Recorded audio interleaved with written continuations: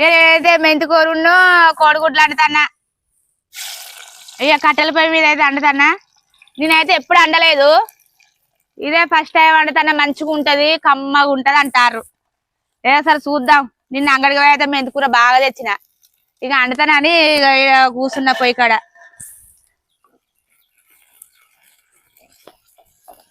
మీరు వరకు ట్రై చేయవచ్చు కదా ఫ్రెండ్స్. నేనైతే ఇప్పుడే ట్రై చేస్తాను మెంతికూరును కోడిగుడ్లు. ఏమో కమ్మగా ఉంటది అంటారు, మరి చూద్దామని ట్రై చేస్తానా. ఇక మా అత్తమ్మ చెప్పినట్టు అండుతాను. మా అత్తమ్మ వరకు అండిందట.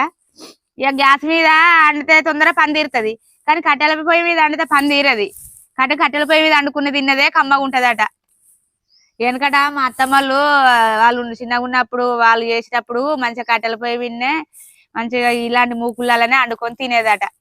మరి అప్పుడు అండుకొని తిన్నోళ్ళే మంచిగా బలంగా ఉన్నారు. ఇప్పుడు గ్యాస్ల పొయ్యి మీద అండుకున్న వాళ్ళు ఏంటి తట్టిదే మందుల తిండోళ్ళు అటుగానే కూరపట్ల పడతారు. అప్పుడు వాళ్ళు మంచిగా గట్టిగా ఉన్నారు.